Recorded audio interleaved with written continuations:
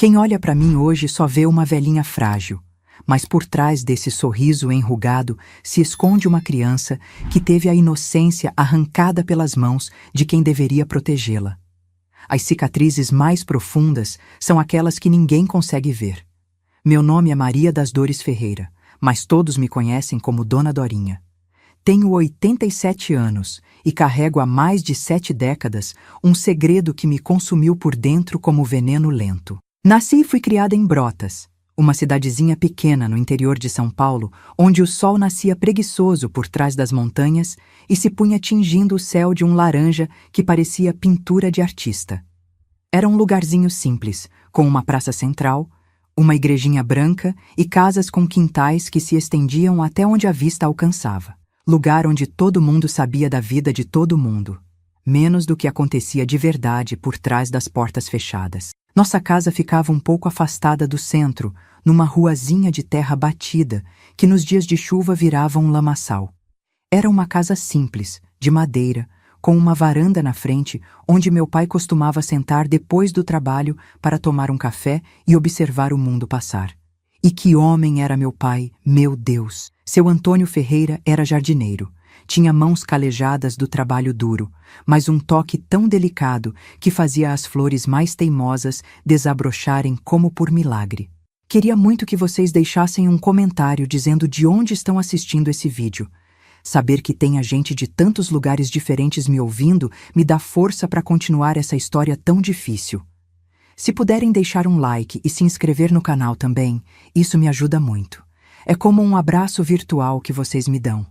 Meu pai acordava com as galinhas, antes mesmo do sol aparecer. Lavava o rosto na bacia de alumínio que ficava no quintal, tomava um café preto forte que ele mesmo fazia para não acordar minha mãe, e saía para o trabalho assobiando baixinho. Cuidava dos jardins das famílias ricas da cidade, mas o jardim que ele mais gostava era o da Dona Cecília, nossa vizinha da casa grande que ficava logo depois da curva. Dona Cecília era viúva, não tinha filhos, e tratava meu pai com um respeito que nem todo mundo tinha por um simples jardineiro naquela época. Seu Antônio, o senhor não é jardineiro, é um artista, ela dizia, e os olhos do meu pai brilhavam como estrelas. Ele passava horas naquele jardim, conversando com as plantas como se fossem gente, e elas respondiam crescendo mais bonitas que em qualquer outro lugar. Eu tinha 9 anos quando tudo aconteceu, mas lembro de cada detalhe como se fosse hoje. Antes disso, minha vida era simples, mas feliz. Meu pai fazia questão de me levar com ele sempre que podia. Dorinha é minha ajudante especial, ele dizia com orgulho quando alguém perguntava o que eu estava fazendo ali. Aprendi com ele a diferença entre todas as flores, a melhor época para plantar cada uma, quanto de água e sol elas precisavam. As plantas são como pessoas, filha, ele me ensinou. Cada uma precisa de um cuidado diferente para crescer forte. Minha mãe, Dona Helena, era outra história. Desde que me entendo por gente, ela tinha dias ruins, como meu pai chamava. Dias em que não saía da cama, em que chorava sem motivo, em que quebrava coisas e gritava com as paredes. Sua mãe tá doente da cabeça, Dorinha. Meu pai me explicou quando eu ainda era pequena demais para entender. Mas não é culpa dela, e a gente precisa ter paciência. E ele tinha, meu Deus, quanta paciência aquele homem tinha. Nos dias bons, ela até sorria, fazia um doce de abóbora que era uma delícia, e chegava a me pentear e fazer trança no meu cabelo. Mas esses dias foram ficando cada vez mais raros. A maior parte do tempo, ela ficava quieta num canto, com um olhar perdido, ou então se irritava por coisas à toa. Tinha vezes que ela sumia com o dinheiro que meu pai guardava embaixo do colchão, dinheiro suado que ele estava juntando para me mandar para a escola na cidade vizinha, onde o ensino era melhor. Para que precisa dessa menina estudando tanto? Vai acabar igual a mim mesmo, cuidando de casa, ela dizia. E meu pai só baixava a cabeça e ia trabalhar mais horas para juntar tudo de novo. Tinha dias que ela nem me olhava na cara, como se eu nem existisse. Em outros, me vigiava como se eu fosse fazer alguma coisa errada a qualquer momento. Igualzinha ao pai, ela murmurava com desprezo, como se ser parecida com meu pai fosse a pior coisa do mundo. Mas meu pai era meu herói, meu porto seguro, meu céu estrelado nas noites escuras. Ele me levava nas costas quando o caminho era longo demais para minhas perninhas, me contava histórias que inventava na hora antes de dormir, me ensinava a reconhecer os pássaros pelo canto. Um dia você vai voar longe, minha filha, ele dizia, mais longe do que eu jamais consegui. Aos domingos, nosso dia preferido, a gente acordava cedinho e ia pescar no ribeirão que dava nome à cidade. Sentávamos lado a lado na beirada, com os pés balançando na água fresca, dividindo um pedaço de pão com manteiga que ele trazia enrolado num guardanapo. Eram os melhores momentos da minha vida, quando o mundo parecia perfeito e eu acreditava que nada de ruim poderia acontecer. Meu pai tinha um jeitinho especial de fazer as coisas mais simples parecerem mágicas. Quando chovia forte e eu tinha medo dos trovões, ele me ensinava a contar os segundos entre o relâmpago e o barulho. Cada segundo é 1 quilômetro que a tempestade está longe de nós, explicava. E aquilo virava uma brincadeira que espantava o medo. Quando eu caía e ralava o joelho, ele soprava o machucado 3 vezes e dizia que seu sopro tinha poderes curativos especiais. E eu juro que a dor passava na mesma hora. Ô Dorinha! Ele sempre me chamava assim, com um carinho na voz que até hoje ecoa nos meus ouvidos. Promete pro seu pai que você nunca vai perder esse brilho nos olhos, esse jeito de ver beleza em tudo? E eu prometia, sem saber que aquela promessa seria tão difícil de cumprir. Meu pai não era um homem estudado, mal sabia escrever o próprio nome, mas tinha uma sabedoria que não se aprende nos livros. Ele conhecia os ciclos da lua, sabia quando ia chover só de olhar para o céu, entendia a linguagem silenciosa das plantas. Tudo na vida tem seu tempo, filha, ele me ensinou. Não adianta querer apressar o que precisa amadurecer devagar. Eu era filha única, fruto de um casamento que, pelo que entendi anos depois, nunca foi feliz de verdade. Minha mãe casou porque engravidou, meu pai casou por responsabilidade. Ele tentou. Deus sabe como ele tentou fazer aquilo dar certo. Trazia flores para ela, mesmo sabendo que acabariam jogadas no lixo. Falava com ela com uma paciência de santo, mesmo quando ela o tratava como se fosse menos que gente. Seu pai é um fraco, minha mãe me dizia quando estávamos sozinhas. Um homem que não teve coragem de ir embora daqui, de buscar coisa melhor. Eu não entendia como ela podia dizer aquilo de alguém que trabalhava de sol a sol para não deixar faltar nada em casa. Na escola, eu não tinha muitos amigos. As outras crianças achavam minha mãe esquisita, diziam que ela era louca e acabavam se afastando de mim também. Mas meu pai nunca deixou que eu me sentisse sozinha. As pessoas têm medo do que não entendem, Dorinha. Ele me explicou uma vez, quando cheguei em casa chorando porque ninguém queria brincar comigo. Mas um dia, elas vão ver o quanto você é especial. Ele secou minhas lágrimas com aquelas mãos calejadas e me levou para ajudar no jardim de Dona Cecília, onde passei a tarde aprendendo a fazer mudas de rosa. Dona Cecília também gostava muito de mim. Sempre que eu ia lá com meu pai, ela me oferecia um copo de leite com biscoitos de polvilho que ela mesma fazia. Sentava comigo na varanda e me mostrava livros com figuras coloridas. Me ensinava palavras novas, me contava histórias de quando era jovem e tinha viajado para lugares que eu nem sabia que existiam. Essa menina tem uma luz especial, seu Antônio. Ela dizia para meu pai, que sorria com aquele orgulho que só os bons pais sentem. Ela percebeu os problemas que tínhamos em casa. Tinha dias que eu chegava lá com uma marca roxa no braço de quando minha mãe me agarrava com força. Ou com olheiras de não ter dormido direito porque ela passou a noite tendo um dos seus ataques, gritando e quebrando coisas. Dona Cecília nunca perguntava diretamente, mas seus olhos preocupados diziam tudo. Ela começou a me convidar mais vezes, a me ensinar a ler e escrever melhor do que na escola, a me mostrar que existia um mundo além daquela nossa vida pequena. E assim foram meus primeiros 9 anos de vida. Uma dança constante entre a luz que meu pai trazia e a sombra que minha mãe projetava. Eu aprendendo a pisar com cuidado, a ler os humores, a me esconder quando necessário e a guardar para mim os segredos da nossa casa. Porque o que acontecia entre aquelas paredes era assunto nosso. Meu pai sempre dizia, não precisava que a cidade inteira soubesse. Se eu soubesse que aquela manhã de quinta-feira seria a última vez que veria meu pai sair para o trabalho, assobiando baixinho e prometendo trazer uma surpresa para mim na volta, Se eu soubesse, teria corrido até ele, teria abraçado com toda a força que meus bracinhos magros permitiam, teria dito o quanto eu o amava. Mas a gente nunca sabe quando é a última vez, não é mesmo? A vida não nos avisa quando vai arrancar de nós o que temos de mais precioso.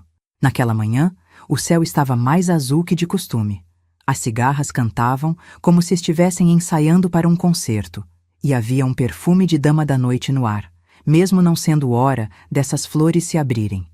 Detalhes que só percebi depois, como se a natureza estivesse tentando me avisar que algo importante estava prestes a acontecer. Meu pai saiu como todos os dias, mas antes de ir, parou na porta, olhou para trás e sorriu para mim de um jeito diferente. Um sorriso que parecia guardar todos os segredos do mundo. "Cuida da sua mãe, Dorinha", foram suas últimas palavras. "E não esquece nunca do quanto seu pai te ama." Acenei despreocupada, sem saber que aquelas palavras ficariam gravadas na minha memória para sempre, como um tesouro precioso que eu revisitaria nos momentos mais escuros que estavam por vir. Porque naquele mesmo dia, tudo que eu conhecia como vida iria desmoronar como um castelo de areia na maré alta. E o monstro que dormia dentro da minha mãe finalmente mostraria sua verdadeira face. Foi numa quinta-feira de outubro de 1945 que meu mundo virou de cabeça para baixo. Lembro que o sol estava quase se pondo quando bateram na nossa porta. Eu estava na cozinha tentando fazer um mingau de fubá do jeito que meu pai gostava. Queria fazer uma surpresa para quando ele chegasse do trabalho. Minha mãe estava deitada. Tinha sido um dos seus dias ruins. Quando abri a porta, vi o rosto do seu Juvenal, que trabalhava com meu pai nos jardins das casas grandes. Seu Juvenal nunca foi homem de muitas palavras, mas naquele dia ele parecia que tinha engolido a própria língua. Ficou ali parado, o chapéu nas mãos, rodando entre os dedos como se quisesse furar o fundo dele. "Aconteceu uma coisa com seu pai, menina." Ele finalmente disse, a voz embargada. "Ele caiu no jardim da dona Marlene. Não se levantou mais. No começo, não entendi direito. Achei que meu pai tinha tropeçado, machucado a perna, algo assim. Mas quando vi os olhos do seu Juvenal marejados, percebi que era mais grave. Seu coração parou, Dorinha. Foi muito rápido, ele nem sofreu. O doutor disse que foi um ataque fulminante. As palavras entraram nos meus ouvidos, mas não faziam sentido na minha cabeça. Como assim meu pai tinha morrido? Papai, que naquela manhã mesmo tinha me dado um beijo na testa e prometido trazer uma surpresa? Não podia ser verdade. Senti minhas pernas fraquejarem. O chão parecia que tinha sumido debaixo dos meus pés. Meu pai não podia ter morrido assim, de repente, sem nem se despedir direito. Seu Juvenal disse que precisava avisar minha mãe. Chamei por ela, mas ela não respondeu. Tive que ir até o quarto puxá-la da cama. "Mãe, o seu Juvenal tá aqui. É sobre o papai." Ela abriu os olhos, irritada por ter sido acordada, e foi até a sala arrastando os pés, amarrando o roupão desbotado na cintura. Quando seu Juvenal contou o que tinha acontecido, achei que minha mãe fosse desabar, que fosse gritar, chorar, se desesperar. Mas ela ficou parada, olhando para ele com uma expressão que eu não conseguia decifrar. Não era tristeza, não era choque. Era como se estivesse processando uma informação complicada. "E o corpo?" Foi a primeira coisa que ela perguntou, com uma voz fria que me deu arrepios. "Tá na casa da dona Marlene. O doutor ainda tá lá. Vão trazer ele para casa assim que puderem." Minha mãe assentiu, como se estivesse recebendo notícias sobre o tempo, não sobre a morte do marido. "Pode ir, seu Juvenal. Obrigada por avisar." E fechou a porta na cara dele. Fiquei parada no meio da sala, as lágrimas escorrendo pelo meu rosto sem que eu nem percebesse. Meu pai tinha morrido, meu pai, meu herói, meu protetor, meu melhor amigo. Como eu ia viver sem ele? Quem ia me levar para pescar no domingo? Quem ia me ensinar os nomes das plantas? Quem ia me defender quando minha mãe tivesse seus dias ruins? "Para de choramingar, menina", minha mãe disse, me olhando com desprezo. "Vai ter que ser forte agora. Seu pai não volta mais." Naquela noite trouxeram o corpo do meu pai para ser velado em casa, como era costume na época. Colocaram ele na sala, num caixão simples, com um terço nas mãos cruzadas sobre o peito. Parecia que estava dormindo, mas seu rosto não tinha mais aquele brilho de vida que sempre me encantou. Estava pálido, imóvel, como uma estátua de cera que só lembrava vagamente o meu pai. As pessoas da cidade começaram a chegar. Vizinhos, conhecidos, até gente que eu nunca tinha visto antes. Trouxeram café, pão, bolo de fubá. Sentavam, rezavam, contavam histórias sobre meu pai. Seu Antônio era um homem bom, diziam. Trabalhador, honesto, nunca negou ajuda a ninguém. Dona Cecília foi das primeiras a chegar. Me abraçou forte, sem dizer nada, apenas me apertando contra ela enquanto eu chorava. Aquele abraço sincero foi o único consolo que recebi naquela noite. Depois, ela se aproximou da minha mãe, que estava sentada num canto, estranhamente calada. Helena, ouvi Dona Cecília dizer baixinho. Se precisar de qualquer coisa, estou aqui, qualquer coisa mesmo. Minha mãe apenas assentiu, sem erguer os olhos. Parecia estar em outro mundo, como se aquele velório não tivesse nada a ver com ela. Passei a noite inteira sentada ao lado do caixão do meu pai. Não conseguia sair dali, como se minha presença pudesse de alguma forma trazê-lo de volta. As pessoas tentavam me tirar, diziam que eu precisava descansar, mas eu recusava. Era a minha última noite com meu pai e eu não ia desperdiçar um minuto sequer. De vez em quando, eu estendia a mão e tocava a dele, tão fria, tão diferente daquelas mãos quentes que sempre me davam segurança. Eu ainda não conseguia acreditar. Como alguém tão cheio de vida podia simplesmente partir assim, sem aviso? No dia seguinte, levaram meu pai para o cemitério. Foi enterrado num cantinho simples, debaixo de uma árvore de ipê que, ironicamente, estava toda florida naquela época do ano. Meu pai teria achado aquilo bonito, ele que amava tanto as flores. O padre disse umas palavras. As pessoas jogaram flores sobre o caixão e então começaram a jogar terra. Cada pasada de terra que caía era como se estivessem enterrando um pedaço do meu coração junto. Quando voltamos para casa, o silêncio era ensurdecedor. As pessoas tinham ido embora, levando consigo o burburinho que de alguma forma tornava aquela dor um pouco menos solitária. Agora éramos só eu e minha mãe, num vazio que parecia não ter fim. 2 semanas se passaram num estado de torpor. Eu me arrastava pela casa como um fantasma, sem vontade de comer, de brincar, de viver. Minha mãe quase não falava comigo. Passava os dias trancada no quarto ou então sentada na cadeira de balanço da varanda, olhando para o nada com aquele mesmo olhar vazio. As vizinhas traziam comida, perguntavam se precisávamos de alguma coisa, mas logo iam embora, desconfortáveis com aquele clima pesado que tinha se instalado em nossa casa. Foi na 3ª semana após a morte do meu pai que tudo começou a mudar. Eu estava no quintal, olhando para as plantas que meu pai cuidava com tanto carinho e que agora começavam a murchar, quando minha mãe apareceu na porta. Parecia diferente, havia uma energia estranha nela, um brilho nos olhos que eu nunca tinha visto antes. "Venha cá, Dorinha", ela me chamou, com uma voz que tentava ser doce, mas que soava falsa aos meus ouvidos. Obedeci, com aquele aperto no peito que eu sempre sentia quando ela usava esse tom. Quando entrei na sala, vi que ela tinha arrumado todas as coisas do meu pai numa caixa grande. Suas roupas, seus poucos pertences, até o chapéu que ele usava para trabalhar. "O que a senhora está fazendo?", perguntei, sentindo um medo crescer dentro de mim. "Arrumando a casa. Não precisamos mais dessas coisas." Ela respondeu como se estivesse falando de trastes velhos, não das lembranças do meu pai. "Mas, mãe, são as coisas do papai", protestei, as lágrimas já voltando aos meus olhos. "Seu pai está morto, Dorinha. Morto e enterrado, e nós temos que seguir em frente." Ela disse aquilo com uma frieza que me gelou até os ossos, como se estivesse anunciando que ia jogar fora um móvel quebrado, não as memórias do homem que tinha sido seu marido por 10 anos. Quando ela pegou a caixa e começou a caminhar para fora, corri atrás dela. "A senhora não pode fazer isso.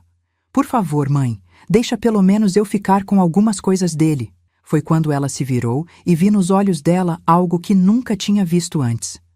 Um ódio profundo, visceral. "Chega!" ela gritou, largando a caixa no chão com um baque. "Chega dessa choradeira. Seu pai era um fraco, um inútil, que nem conseguiu juntar dinheiro suficiente para nos deixar seguros quando morresse. E agora eu tenho que carregar o fardo de criar você sozinha." Fiquei paralisada, as palavras dela me atingindo como chicotadas. Como ela podia falar assim do meu pai? Do homem que tinha trabalhado até o último dia de vida para dar o melhor que podia para nós duas? A senhora não pode falar assim dele, sussurrei, a voz tremendo de raiva e dor. Foi quando senti o tapa. Forte, na altura do meu rosto, me pegando tão de surpresa que cambaleei para trás. Minha mãe nunca tinha me batido assim antes. Tinha seus momentos de irritação, de gritos, mas nunca tinha chegado a esse ponto. Não me diga o que posso ou não posso fazer, sua ingrata. Ela vociferou, os olhos injetados, a respiração pesada. Agora sou eu quem manda nessa casa, e você vai aprender a me respeitar. Naquela noite, tranquei-me no meu quarto e chorei até não ter mais lágrimas. Chorei pelo meu pai, pela sua ausência que doía como uma ferida aberta. Chorei pela mãe que eu nunca realmente tive, pela família que agora estava destroçada para sempre. E chorei por mim, pela menina de 9 anos que de repente se viu tão sozinha no mundo. Nos dias que se seguiram, foi como se um monstro tivesse tomado conta da minha mãe. A mulher que antes alternava entre dias bons e ruins, agora parecia ter apenas dias terríveis.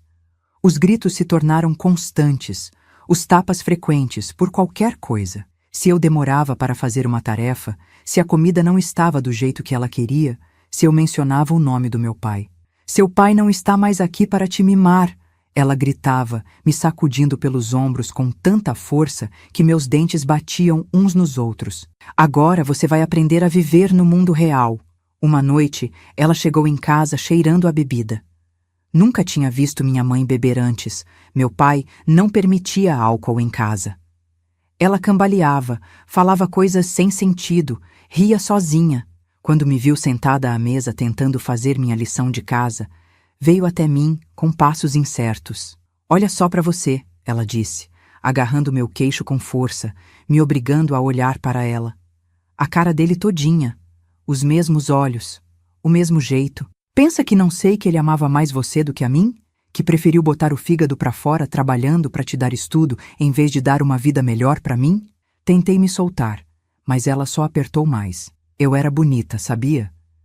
Podia ter casado com qualquer um, ter ido embora dessa cidade, mas fiquei presa aqui, com um homem que mal sabia escrever o próprio nome e uma filha que só me deu trabalho. A raiva dela era como um veneno que se espalhava pelo ar, me sufocando. Consegui me soltar e corri para meu quarto, trancando a porta. Ouvi quando ela veio atrás, batendo na madeira com tanta força que pensei que fosse arrebentar. Abre essa porta, sua ingrata. Abre ou vai se arrepender. Fiquei encolhida na cama, o coração batendo tão forte que parecia que ia saltar pela boca. Depois de um tempo que pareceu uma eternidade, os gritos pararam. Ouvi os passos dela se afastando, tropeçando pelo corredor, depois o baque do corpo caindo na cama dela. Só então respirei fundo, as lágrimas silenciosas molhando meu travesseiro. Naquela noite, enquanto olhava pela janela do meu quarto para o céu estrelado, rezei pela primeira vez desde a morte do meu pai. Rezei pedindo força, pedindo proteção, pedindo um milagre que me tirasse daquele pesadelo. O que eu não sabia era que as coisas ainda podiam piorar muito. E pioraram. Minha mãe começou a me trancar em casa quando saía. Dizia que era para eu não fugir, não fazer besteira. Mas eu acho que no fundo era para ninguém ver as marcas que ela deixava em mim. Os hematomas nos braços, de tanto me sacudir. O lábio partido, das vezes em que ela perdia completamente o controle. Parei de ir à escola. Ela dizia às pessoas que eu estava doente, que precisava de cuidados em casa. Na verdade, ela não queria que eu contasse a ninguém o que acontecia entre aquelas paredes. Ninguém vai acreditar em você. Ela me ameaçava. Vão dizer que você é uma menina mentirosa, ingrata, que quer prejudicar a própria mãe. E eu acreditava. Afinal, quem daria ouvidos a uma criança contra a palavra de um adulto?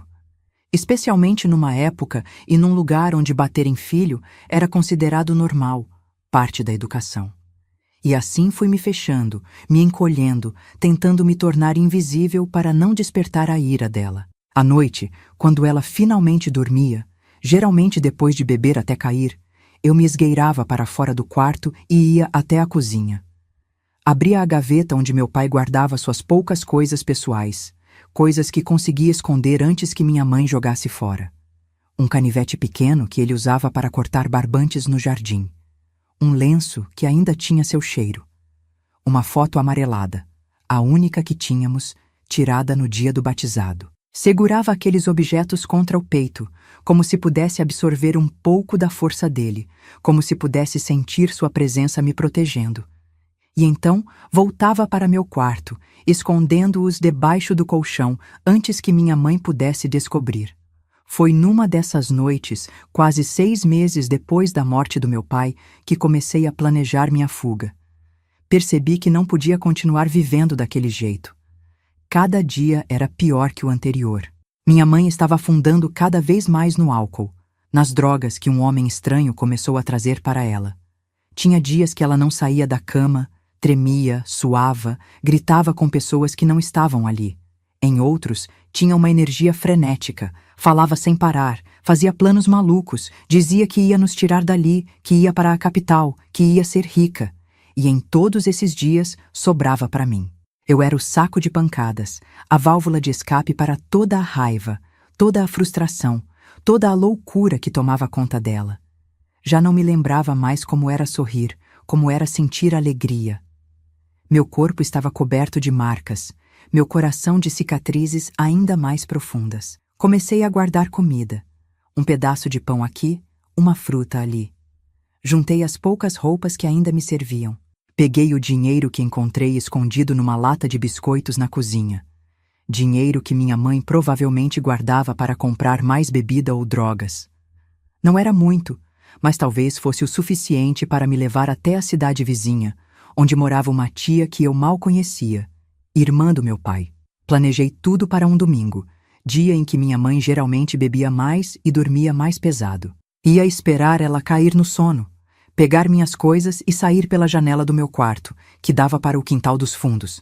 Dali, seguiria pelo caminho que meu pai me mostrou uma vez, através do pasto do seu Geraldo, até chegar na estrada principal. Com sorte, conseguiria uma carona com alguém que estivesse indo para a cidade vizinha. Mas o destino tinha outros planos para mim. Na véspera do dia que tinha planejado fugir, minha mãe chegou em casa mais cedo que o normal. E não estava sozinha. Trouxe com ela um homem que eu nunca tinha visto antes. Alto, magro, com um olhar que me deu arrepios assim que pousou em mim. "Essa é a minha filha", ela disse, me apresentando como se eu fosse um objeto. "Dorinha, cumprimente o seu Walter. Ele vai ficar conosco por uns tempos." Engoli em seco, sentindo um nó na garganta. Havia algo de predatório no jeito como aquele homem me olhava, como sua língua passava pelos lábios quando me media de cima a baixo. "Prazer", murmurei, baixando os olhos para o chão. "O prazer é todo meu, Dorinha", ele respondeu, com uma voz que parecia o rastejo de uma cobra. "Sua mãe me falou muito sobre você." Naquela noite, os gritos foram piores que nunca. Não apenas os da minha mãe, mas os daquele homem também. Ouvi barulhos de móveis sendo arrastados, vidros quebrando, risadas estranhas. E depois, silêncio. Um silêncio pesado, opressivo, que me deixou ainda mais apavorada que os gritos. De madrugada, quando tudo parecia calmo, ouvi a porta do meu quarto se abrir lentamente. Fingi que estava dormindo, o coração batendo tão forte que tinha certeza que podia ser ouvido. Senti o cheiro de bebida e cigarro antes mesmo de sentir o peso no colchão ao meu lado. E então, uma mão pesada sobre minha boca. Quietinha. A voz do seu Walter sussurrou no meu ouvido. "Não queremos acordar sua mãe, queremos?" O que aconteceu depois foi tão terrível que minha mente, para se proteger, apagou muitos detalhes. Lembro do peso dele sobre mim, da dor, do medo paralisante.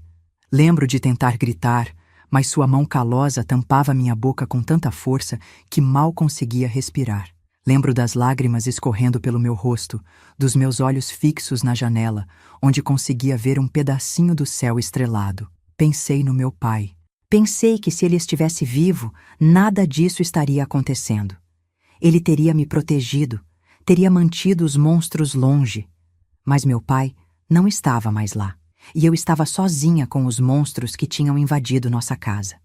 Quando finalmente acabou, quando ele saiu do meu quarto fechando a porta silenciosamente atrás de si, me enrolei debaixo das cobertas e chorei. Chorei até não ter mais lágrimas, até meu corpo dolorido cair num estado de dormência que não era bem sono, mas uma fuga temporária daquela realidade insuportável. No dia seguinte, mal conseguia andar. Minha mãe não parecia notar, ou se notou, não se importou. Estava ocupada demais com seu novo amigo, rindo alto na cozinha enquanto preparava um café da manhã que cheirava melhor que qualquer coisa que ela tinha feito nos últimos meses. "Vem comer, Dorinha", ela chamou, como se fosse um dia normal, como se nada tivesse acontecido, como se não tivesse entregado a própria filha a um predador. Sentei-me à mesa, os olhos baixos, incapaz de olhar para qualquer um deles. Senti o olhar de seu Walter sobre mim, aquele mesmo olhar predatório da noite anterior. Senti náuseas, mas forcei-me a engolir um pouco de café para não chamar atenção. "Hoje você vai limpar a casa toda", minha mãe anunciou, como se estivesse me dando uma boa notícia. "Seu Walter gosta de uma casa arrumada, não é mesmo, Walter?" Ele assentiu, passando a mão pelo cabelo oleoso. "Gosto sim, Helena, e também gosto de uma menina que sabe obedecer." O duplo sentido daquelas palavras não me escapou, mesmo com meus 10 anos recém-completados.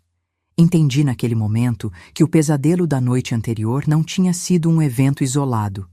Era o começo de algo muito pior. Quando eles saíram depois do café, foram comprar cigarro, disseram, corri para o quintal e vomitei tudo o que tinha conseguido engolir. Depois, com as pernas trêmulas e o coração batendo descompassado, entrei em casa de novo e fui direto para meu quarto. Peguei a trouxa que já tinha preparado para minha fuga, coloquei dentro dela as poucas lembranças do meu pai que tinha conseguido salvar e saí pelos fundos. Não podia esperar até domingo.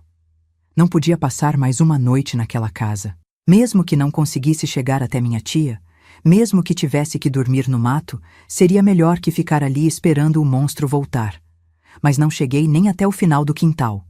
Minha mãe e seu Walter estavam voltando. Vi-os virar a esquina.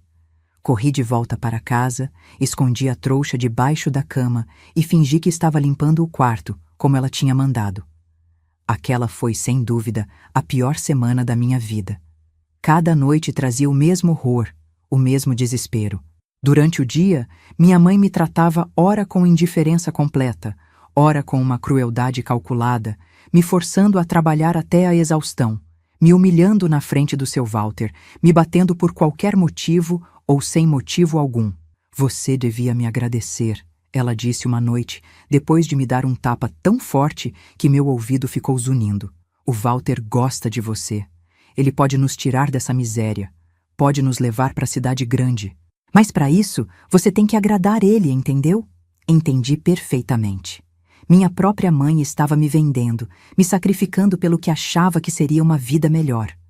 O amor que ela nunca realmente sentiu por mim tinha se transformado em algo muito pior.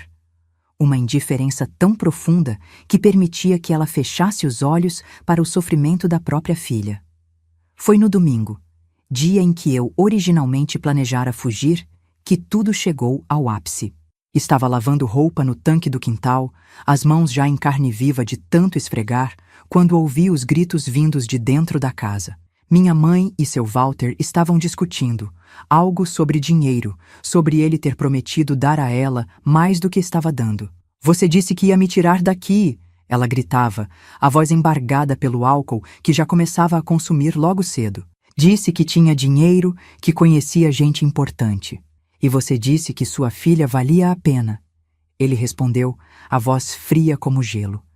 "Mas ela é só uma pirralha chorona. Nem consegue fazer direito o que eu quero." O que aconteceu em seguida foi tão rápido que mal tive tempo de processar. Ouvi um barulho de algo quebrando, depois o som de um corpo caindo pesadamente no chão. Depois, silêncio. Um silêncio pesado, carregado de algo terrível. Fiquei paralisada no quintal.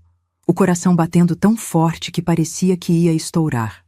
Alguns minutos depois, seu Walter saiu pela porta da cozinha.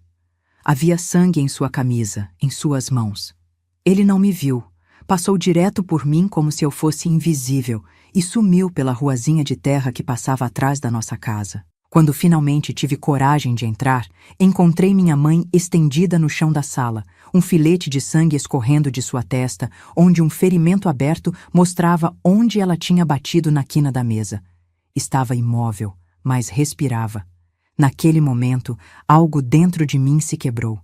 Não senti pena, não senti medo, não senti nada além de um cansaço profundo. Estava farta de viver naquele inferno, de ser tratada como um objeto, de ser abusada e negligenciada pelas pessoas que deveriam me proteger. Busquei minha trouxa escondida debaixo da cama, voltei para a sala e, sem olhar novamente para minha mãe desacordada no chão, caminhei para a porta. Foi quando ouvi sua voz, fraca mas carregada de ódio. Se sair por essa porta, nunca mais volte. Parei, a mão já na maçaneta. Não me virei, não queria ver seu rosto, não queria guardar essa última imagem dela. Não pretendo voltar, respondi, com uma voz que não parecia minha, uma voz que soava mais velha, mais cansada do que qualquer criança de 10 anos deveria soar. E então ela disse algo que me gelou até os ossos. Vou atrás de você. Vou te encontrar onde quer que vá. E quando encontrar, você vai se arrepender de ter nascido. Foi a gota d'água. O pouco de autocontrole que ainda me restava se esvaiu. Me virei, enfrentando-a pela primeira vez, vendo-a deitada no chão, sangrando, patética em sua raiva impotente. A senhora não é minha mãe. Minha mãe morreu junto com meu pai naquele dia. O ódio que vi em seus olhos naquele momento deveria ter me assustado, mas não assustou. Era como se eu tivesse crescido 10 anos naqueles últimos 6 meses, como se tivesse visto tanto o horror que nada mais pudesse me afetar. Saí pela porta e comecei a correr. Corri como nunca tinha corrido antes, sem olhar para trás, sem pensar em nada, além de colocar a maior distância possível entre mim e aquela casa que tinha se transformado no meu inferno pessoal. Não sei quanto tempo corri, nem para onde estava indo exatamente. Só sei que em algum momento, exausta, com os pés sangrando dentro dos sapatos velhos, cheguei até a casa de Dona Cecília. Não tinha planejado ir para lá. Meus pés pareciam ter decidido por conta própria. Bati na porta com os últimos resquícios de força que me restavam. E quando ela abriu, quando vi seu rosto gentil se transformar em horror ao me ver naquele estado, suja, machucada, os olhos vazios de tanto chorar, simplesmente desabei. Socorro. Foi tudo que consegui dizer antes que o mundo escurecesse ao meu redor. Acordei num quarto limpo e arejado, com cortinas de renda balançando na brisa suave que entrava pela janela. Por um instante, pensei que tudo tinha sido um pesadelo terrível e que ia encontrar meu pai entrando pela porta a qualquer momento. Mas a dor no corpo, os hematomas na pele me trouxeram de volta à realidade. Não estava em casa. Estava na casa de Dona Cecília. Ela entrou no quarto trazendo uma bandeja com sopa e pão. Tinha um sorriso gentil no rosto, mas seus olhos mostravam preocupação. Finalmente acordou, disse ela, colocando a bandeja na mesinha de cabeceira. Não perguntou nada. Não me pressionou. Apenas sentou-se na beirada da cama e segurou minha mão enquanto eu comia, lentamente, cada colherada parecendo pesar 1 tonelada. Fiquei 3 dias sem conseguir falar direito. Respondia apenas com gestos, acenos de cabeça, monossílabos. Era como se minha voz tivesse ficado presa naquela casa, junto com todas as partes de mim que tinham sido destruídas. Dona Cecília respeitou meu silêncio. Cuidou dos meus machucados, me deu roupas limpas, deixou que eu dormisse quanto precisasse. No 4º dia, quando o sol entrava pelas frestas da cortina, formando desenhos no chão de madeira, finalmente consegui contar. As palavras vieram aos tropeços, entrecortadas por soluços, por momentos em que o ar parecia sumir dos meus pulmões. Contei sobre os tapas, os xingamentos, as humilhações. Contei sobre o homem, sobre o que ele fazia comigo nas noites escuras. Contei sobre a indiferença da minha mãe, sobre como ela sabia e permitia, como se eu fosse nada mais que uma moeda de troca. Dona Cecília me escutou sem interromper. Vi as lágrimas silenciosas descendo pelo seu rosto enrugado. Vi como suas mãos apertavam o terço que sempre carregava consigo. Quando terminei, exausta, Ela me abraçou de um jeito que há meses eu não era abraçada, com carinho, com respeito, com proteção genuína. Você nunca mais vai voltar para aquela casa, Dorinha, ela prometeu, a voz firme apesar das lágrimas. Nunca mais. Naquele mesmo dia, Dona Cecília chamou a polícia. O delegado veio até a casa, um homem de meia idade com um bigode grosso e olhos sérios. Tive que contar tudo de novo, cada detalhe doloroso, enquanto ele anotava em um caderninho gasto. Vi seu rosto endurecer ao ouvir sobre seu Walter. Vi a compaixão em seus olhos quando falei das noites em que minha mãe me trancava no quarto sem comida como castigo por qualquer coisa. Vamos buscar sua mãe e esse homem, ele garantiu, ajeitando o chapéu na cabeça antes de sair. Nenhuma criança merece passar pelo que você passou, menina. 2 horas depois, soubemos que tinham encontrado minha mãe, mas não seu Walter. Ele tinha desaparecido, provavelmente fugido para outra cidade assim que percebeu o que tinha feito. Minha mãe foi levada para a delegacia, gritando e esperneando, dizendo que eu era uma mentirosa, que estava inventando histórias para prejudicá-la. Mas os machucados no meu corpo contavam outra história. E quando o médico da cidade me examinou e confirmou os abusos, não houve mais como negar. Minha mãe foi presa, acusada de negligência, maus tratos e cumplicidade nos abusos que sofri. Soube depois que ela foi mandada para um hospício em São Paulo, onde foi diagnosticada com várias doenças mentais. Nunca mais a vi. Quanto a seu Walter, nunca descobriram seu paradeiro. Às vezes, nos meus pesadelos, ainda vejo seu rosto, ainda sinto seu cheiro de cigarro e suor, ainda ouço sua voz sussurrando no meu ouvido. Mas com o tempo, aprendi a acordar desses pesadelos e lembrar que estava segura, que ele nunca mais poderia me alcançar. Dona Cecília se tornou minha guardiã legal. Não foi fácil. Na época, uma mulher solteira adotar uma criança era algo quase inédito, especialmente numa cidade pequena como Brotas.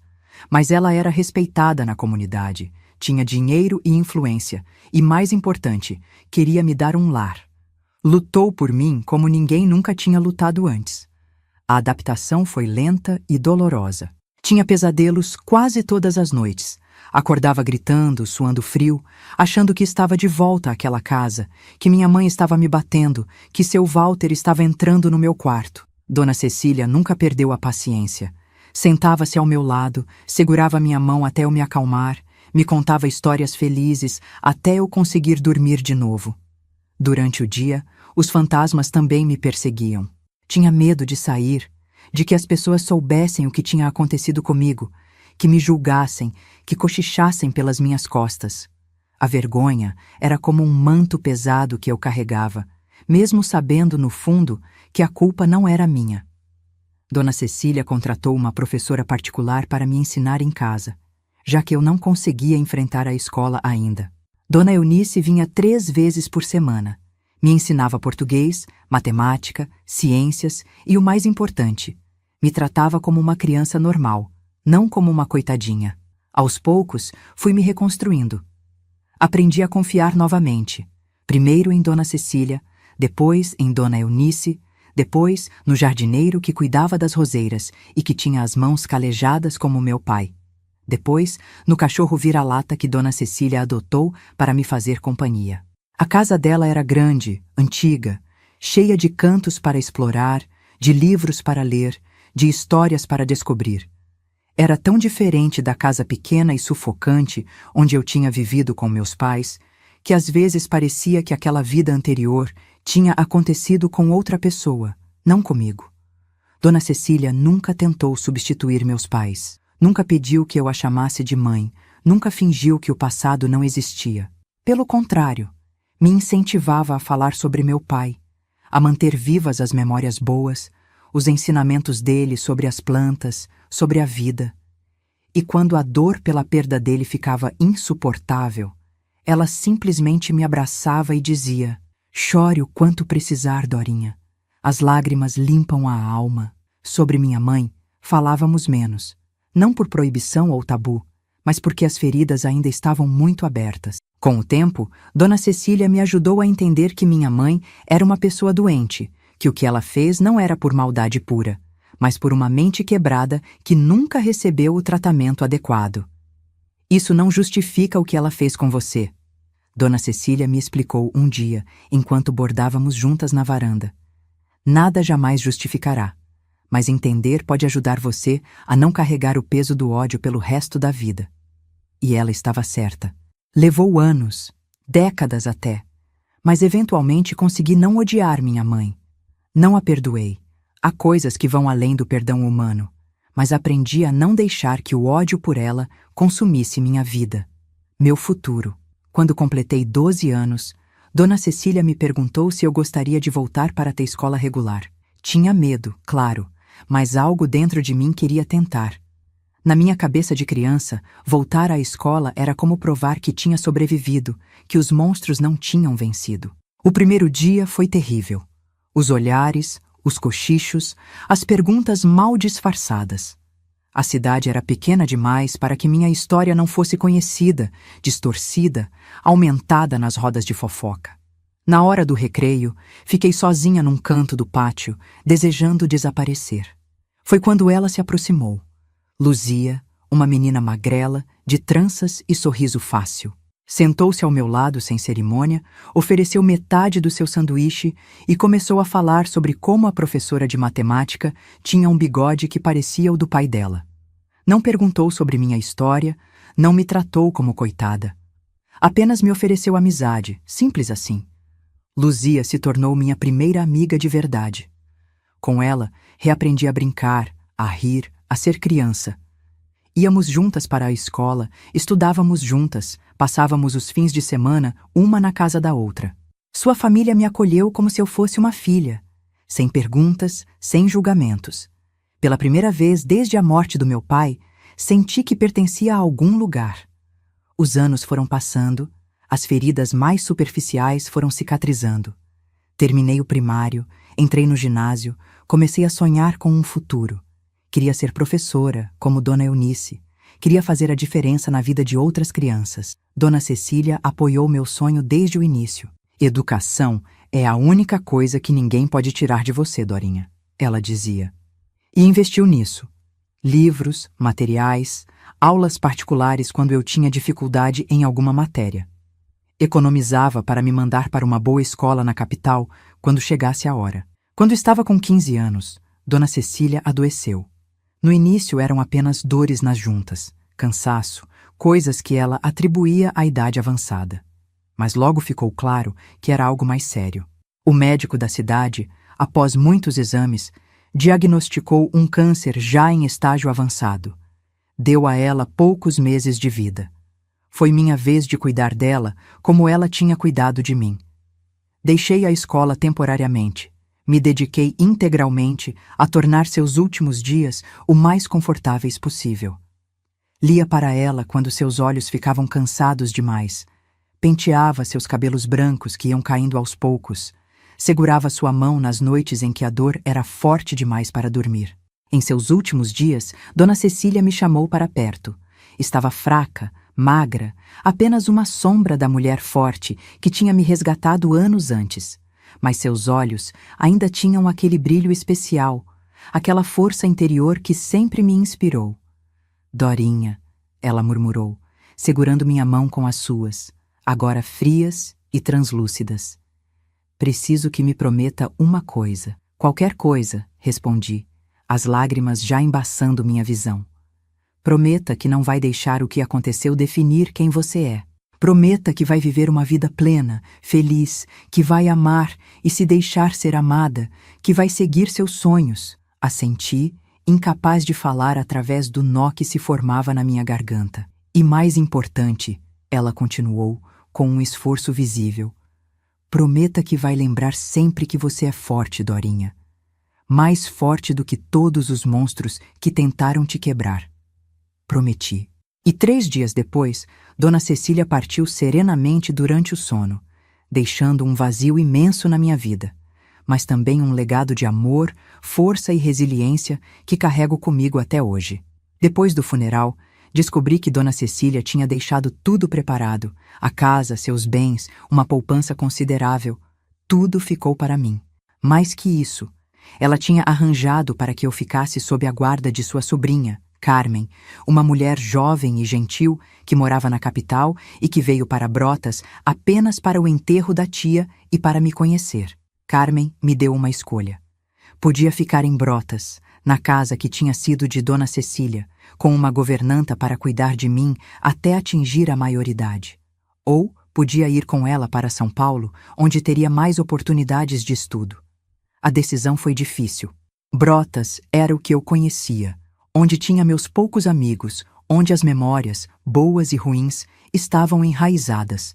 Mas algo dentro de mim, talvez aquela mesma força que Dona Cecília tinha visto, me impulsionava para um novo começo. Escolhi São Paulo. Aos 16 anos, deixei a pequena Brotas para trás e me mudei para a cidade grande, um mundo completamente diferente de tudo que eu conhecia. A adaptação não foi fácil. O barulho, a agitação, a impessoalidade das pessoas, tudo me assustava. Mas Carmen foi paciente, me deu tempo e espaço para me ajustar ao meu próprio ritmo. Terminei o ginásio numa escola particular, graças ao dinheiro que Dona Cecília tinha deixado. Não fiz muitos amigos, ainda carregava aquela desconfiança, aquele medo de me aproximar demais das pessoas, mas me dediquei aos estudos com uma determinação que surpreendia até os professores. Quando chegou a hora de decidir o que fazer depois, não tive dúvidas. Prestei para o curso normal, para me tornar professora. Passei em primeiro lugar, para orgulho de Carmen e, tenho certeza, de Dona Cecília onde quer que ela estivesse. Durante o curso, algo começou a mudar em mim. À medida que aprendia sobre desenvolvimento infantil, sobre psicologia, sobre como crianças reagem a traumas, comecei a entender melhor o que tinha acontecido comigo. Comecei a perceber que não tinha sido minha culpa, que não havia nada de errado comigo, que eu tinha sido vítima de pessoas doentes e cruéis. Essa compreensão foi libertadora. Não apagou as cicatrizes, não eliminou os pesadelos que ainda me visitavam ocasionalmente, mas me permitiu olhar para frente com mais clareza, com menos peso. Formei-me aos 19 anos e logo consegui um emprego numa escola primária na periferia de São Paulo. Eram crianças pobres, muitas com histórias de vida tão ou mais difíceis que a minha. Vi-me refletida nos olhares assustados de algumas, nos comportamentos agressivos de outras, na tristeza silenciosa das mais quietas. E foi aí que encontrei minha verdadeira vocação. Não era apenas ensinar a ler e escrever. Era ser para aquelas crianças o que Dona Cecília tinha sido para mim. Um porto seguro, uma luz no fim do túnel, alguém que acreditava nelas quando ninguém mais acreditava. Voltava para casa exausta todos os dias, mas com uma sensação de propósito que nunca tinha experimentado antes. Estava fazendo a diferença, estava transformando vidas, estava honrando a promessa que tinha feito a Dona Cecília de viver uma vida plena e significativa. Foi nessa escola que conheci Jorge, o professor de educação física. Ele era diferente de qualquer homem que eu já tinha conhecido. Gentil sem ser fraco, forte sem ser intimidador, engraçado sem ser cruel. As crianças o adoravam e eu, aos poucos, também comecei a admirá-lo. Nossa amizade cresceu lentamente, com respeito mútuo e genuíno interesse um pelo outro. Ele me convidava para tomar café após as aulas, me emprestava livros que achava que eu gostaria, me fazia rir com suas histórias sobre os desastres culinários que protagonizava. Demorei a perceber que estava me apaixonando. E quando percebi, o medo quase me paralisou. Os fantasmas do passado voltaram com força total. As mãos ásperas de seu Walter, seu hálito de bebida, a dor, o nojo, a vergonha. Como eu poderia amar alguém depois de tudo isso? Como poderia confiar em um homem o suficiente para deixá-lo se aproximar? Quase fugi. Quase pedi transferência para outra escola. Quase desisti antes mesmo de tentar. Mas então lembrei da promessa que tinha feito a Dona Cecília. Viver, amar, me deixar ser amada. Numa tarde de outono, contei tudo a Jorge. Sentados num banco de praça, as folhas secas caindo ao nosso redor como uma chuva dourada, abri meu coração e minha história. Falei sobre meu pai, sobre sua morte, sobre minha mãe, sobre seu Walter, sobre os abusos.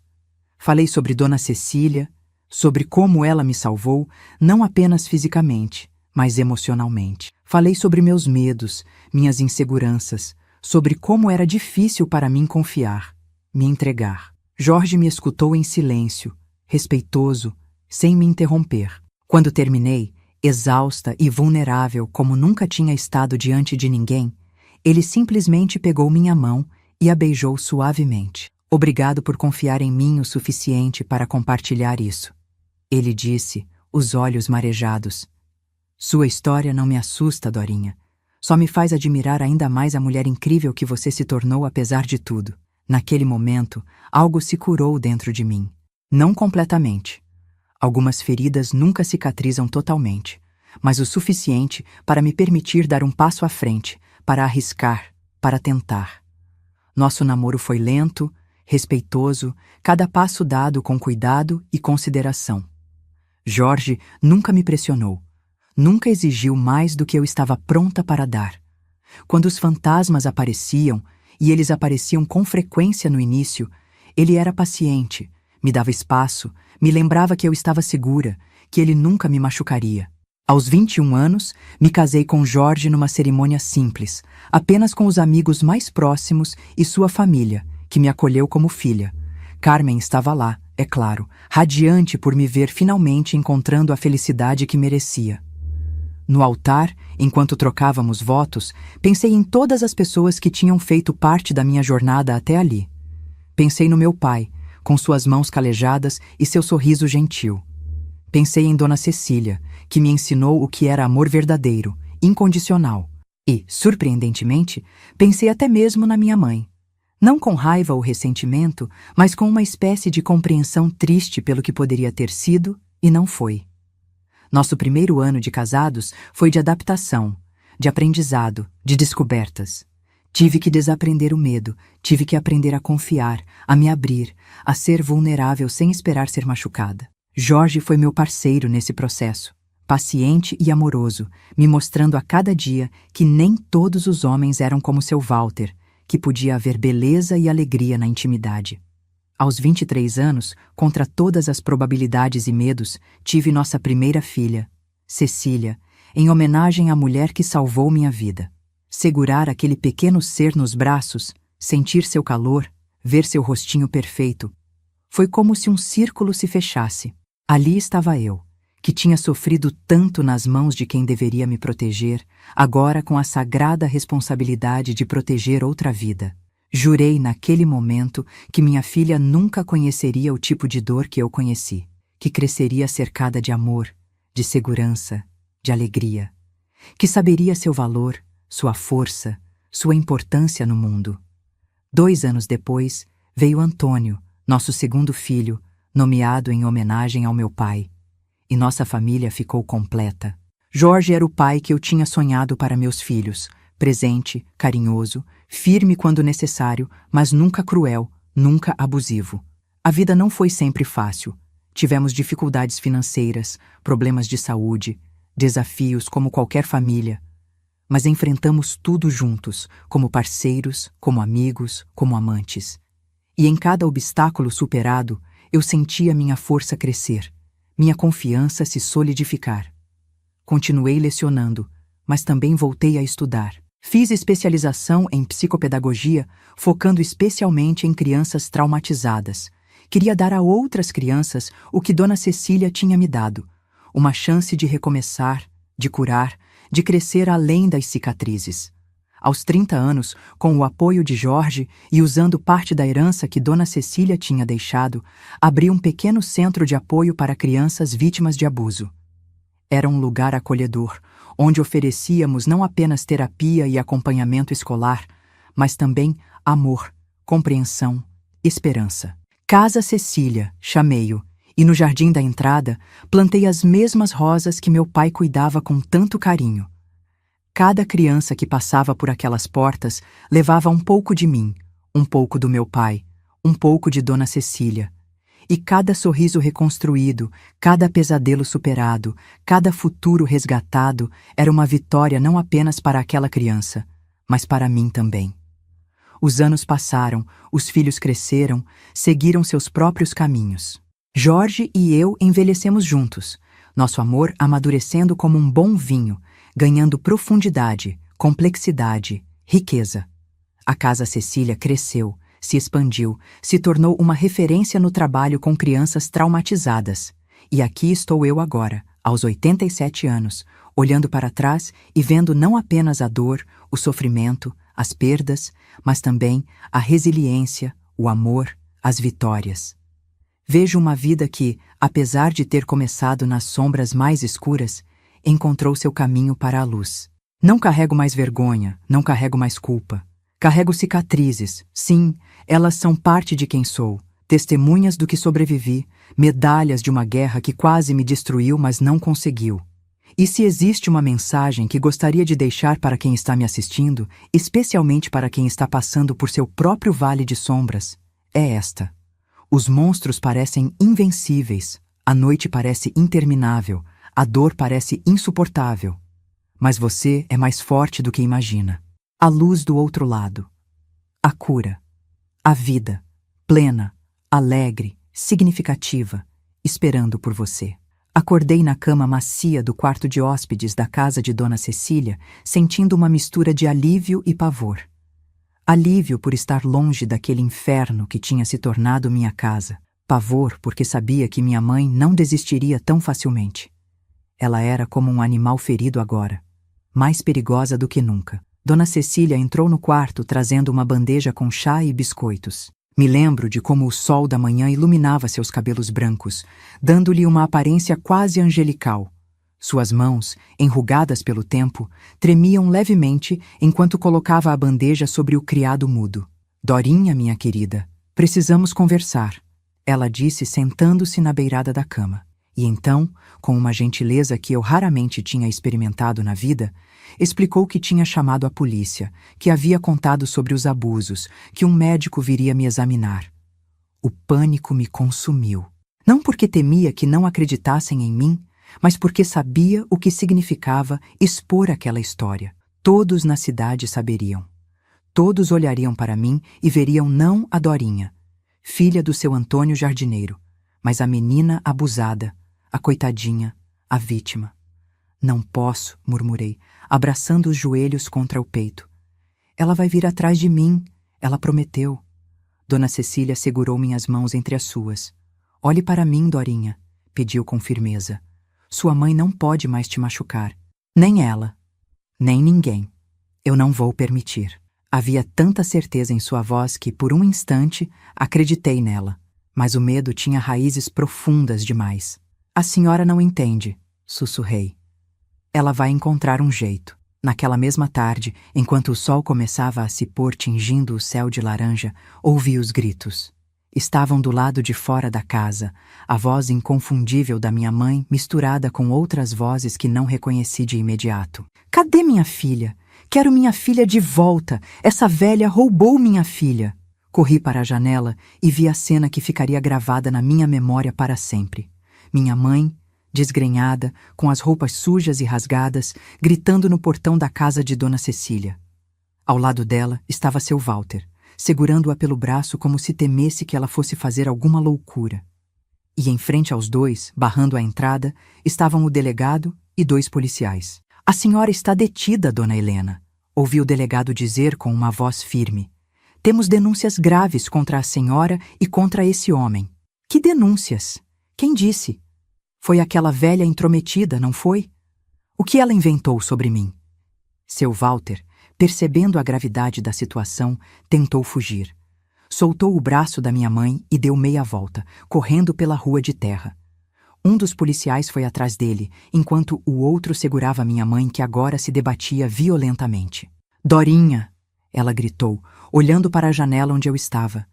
Nossos olhos se encontraram por um instante e o que vi nos dela me gelou até os ossos. Não era minha mãe quem estava ali. Era um monstro, consumido pelo ódio, pela loucura, pelo desespero.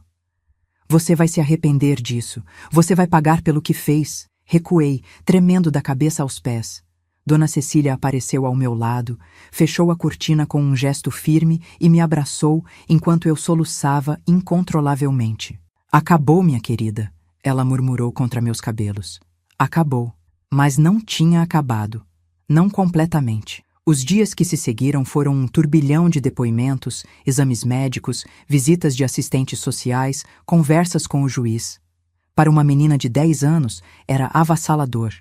Cada vez que tinha que recontar o que tinha acontecido, era como reviver tudo novamente. As palavras arranhavam minha garganta como cacos de vidro, deixando um gosto amargo na boca. Seu Walter foi capturado tentando pegar um ônibus para São Paulo. Negou tudo inicialmente, mas quando confrontado com as evidências dos abusos e com o testemunho de vizinhos que tinham ouvido os gritos, acabou confessando. Foi condenado a 15 anos de prisão, embora, naquela época, crimes como aquele raramente resultassem em penas tão longas. Minha mãe foi considerada doente mental após avaliação psiquiátrica. Diagnosticaram-na com esquizofrenia, transtorno bipolar e diversas outras condições que eu, criança, mal conseguia pronunciar. Foi internada compulsoriamente num hospital psiquiátrico em São Paulo, onde ficaria por tempo indeterminado. O juiz concedeu a guarda temporária a Dona Cecília, para alívio meu. A ideia de ir para um orfanato, ou pior, ser mandada para algum parente distante que nem conhecia, me aterrorizava.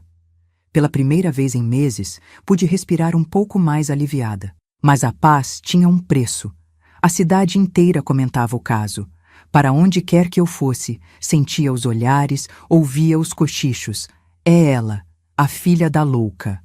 Coitadinha, o que fizeram com ela? Será que está marcada para sempre? Dona Cecília percebeu meu sofrimento e decidiu me proteger da única maneira que podia, mantendo-me em casa por um tempo, longe dos olhares e comentários cruéis. Contratou uma professora particular, Dona Eunice, uma senhora de meia idade com olhos bondosos e uma paciência infinita. 3 vezes por semana, ela vinha me ensinar as matérias que eu estava perdendo na escola. Você é inteligente, Dorinha, ela me dizia, quando eu conseguia resolver um problema difícil de matemática ou ler um texto sem errar. Tem uma luz especial. Aquelas palavras, tão simples, eram como bálsamo para meu coração ferido. Por tanto tempo, tinha ouvido que não prestava, que era um fardo, que era culpada pela infelicidade da minha mãe. Agora, alguém enxergava valor em mim. Dona Cecília também fazia sua parte na minha recuperação. Com uma delicadeza infinita, foi me ensinando a confiar novamente, a não me assustar cada vez que alguém levantava a voz ou fazia um movimento brusco, a não me esconder quando visitas chegavam, a me olhar no espelho e ver uma menina digna de amor e respeito, não o receptáculo de vergonha e culpa que minha mãe tinha me feito acreditar que eu era. Uma das melhores coisas que ela fez foi me ensinar a cuidar do jardim. Como filha de jardineiro, eu já tinha alguma noção, mas foi com Dona Cecília que realmente aprendi a amar as plantas. Havia algo de profundamente terapêutico em afundar as mãos na terra, em ver uma semente que plantei se transformar em uma flor, em cuidar de algo frágil e vê-lo crescer forte. As plantas são como pessoas, Dorinha, ela me dizia, repetindo sem saber as palavras do meu pai. Cada uma precisa de um cuidado diferente. Algumas precisam de mais sol, outras de mais sombra. Algumas gostam de muita água, outras de pouca. Mas todas, sem exceção, precisam de amor e atenção. Aos poucos, muito lentamente, fui me reconstruindo. As feridas não desapareceram magicamente. Algumas nunca desapareceriam completamente, mas começaram a cicatrizar. Os pesadelos, que inicialmente me visitavam todas as noites, foram ficando menos frequentes. O medo constante, aquela sensação de estar sempre à beira de um abismo, começou a dar lugar a uma cautela saudável, a um discernimento que me permitia diferenciar perigos reais de fantasmas do passado. Quase um ano após ter sido acolhida por Dona Cecília, recebi a notícia que mudaria o curso da minha vida. O juiz tinha decidido conceder a ela minha guarda permanente. Eu não precisaria mais temer ser mandada para longe, para um lugar desconhecido. Poderia ficar ali, naquela casa que tinha se tornado meu refúgio, com aquela mulher que, sem nenhuma obrigação, tinha escolhido me amar e proteger. Agora é oficial, Dona Cecília disse, mostrando-me os papéis com um sorriso radiante. Você é minha filha perante a lei, como já era no meu coração.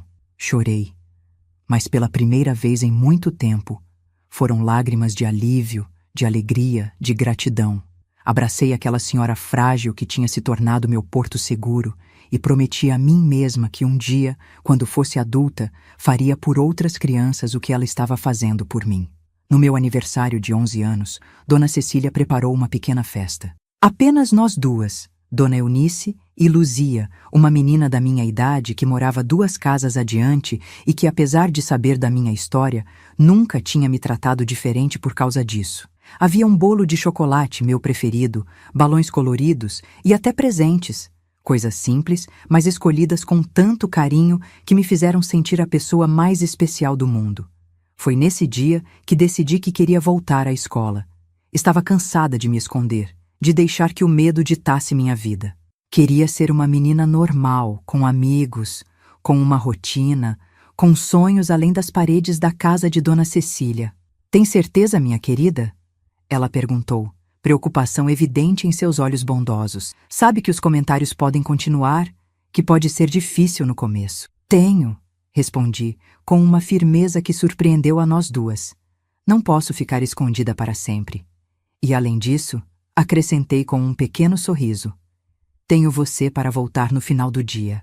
Meu retorno à escola foi exatamente como esperávamos, difícil. Os olhares, os cochichos, as perguntas indiscretas, tudo estava lá. Mas também havia Luzia, que fez questão de sentar ao meu lado, de me incluir nas brincadeiras, de me defender quando os comentários ficavam cruéis demais. E para minha surpresa, havia outros colegas que, após o choque inicial, começaram a me tratar normalmente, como se eu fosse apenas a Dorinha, não a menina da história. A professora, uma jovem recém-formada chamada Teresa, também foi fundamental nesse processo. Sem fazer alarde, sem me tratar como coitadinha, ela simplesmente garantiu que eu me sentisse acolhida e segura na sala de aula. Quando notava que o assunto estava ficando pesado demais para mim, sutilmente redirecionava a conversa. Quando percebia que eu estava tendo um dia particularmente difícil, encontrava uma desculpa para me deixar ajudá-la com alguma tarefa, dando-me um propósito, uma distração. Os anos foram passando, e com eles as feridas mais superficiais foram cicatrizando. Completei o primário, entrei no ginásio, comecei a sonhar com um futuro. Queria ser professora, como Dona Eunice e Dona Teresa.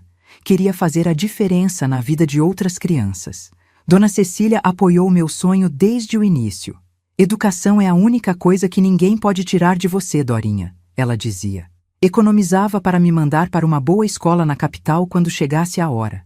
Quando eu tinha 15 anos, Dona Cecília adoeceu. No início eram apenas dores nas juntas, cansaço, coisas que ela atribuía à idade avançada. Mas logo ficou claro que era algo mais sério. O médico da cidade, após muitos exames, diagnosticou um câncer avançado. Deu a ela poucos meses de vida. Foi minha vez de cuidar dela como ela tinha cuidado de mim. Deixei a escola temporariamente. Me dediquei integralmente a tornar seus últimos dias o mais confortáveis possível. Lia para ela quando seus olhos ficavam cansados demais, penteava seus cabelos brancos que iam caindo aos poucos, segurava sua mão nas noites em que a dor era forte demais para dormir. Em seus últimos dias, com a voz fraca, mas os olhos ainda cheios daquela luz especial, Dona Cecília me fez prometer que não deixaria o passado definir meu futuro, que viveria plenamente, que buscaria a felicidade que merecia. 2 meses antes do meu aniversário de 16 anos, ela partiu serenamente durante o sono. O vazio que deixou foi imenso, uma dor diferente de qualquer uma que eu já tinha sentido. Não era a dor aguda e violenta dos abusos, nem o desespero sufocante de perder meu pai. Era uma tristeza profunda, mesclada com gratidão, com amor, com a certeza de que tinha sido abençoada por ter tido aquela mulher extraordinária em minha vida, mesmo que por pouco tempo. O testamento de Dona Cecília revelou que ela tinha pensado em tudo. A casa, seus bens, uma poupança considerável. Tudo ficou para mim. Mais que isso, ela tinha arranjado para que eu ficasse sob a guarda de sua sobrinha, Carmen, uma mulher jovem e gentil que morava em São Paulo e que veio para Brotas apenas para o enterro da tia e para me conhecer. Carmen me deu uma escolha. Podia ficar em Brotas, na casa que tinha sido de Dona Cecília, com uma governanta para cuidar de mim até a maioridade. Ou podia ir com ela para São Paulo, onde teria mais oportunidades de estudo. Escolhi São Paulo. Aos 16 anos, deixei Brotas para trás e me mudei para a cidade grande, um mundo completamente diferente de tudo que eu conhecia. Luzia chorou ao se despedir, prometendo me visitar nas férias. A casa de Dona Cecília foi alugada para uma família jovem, com o dinheiro indo para uma conta em meu nome, para ser usada quando eu completasse 18 anos. A adaptação à vida em São Paulo não foi fácil. O barulho, a agitação, a impessoalidade das pessoas, tudo me assustava. Mas Carmen foi paciente, me deu tempo e espaço para me ajustar no meu próprio ritmo. Entrei para uma boa escola, graças ao dinheiro que Dona Cecília tinha deixado.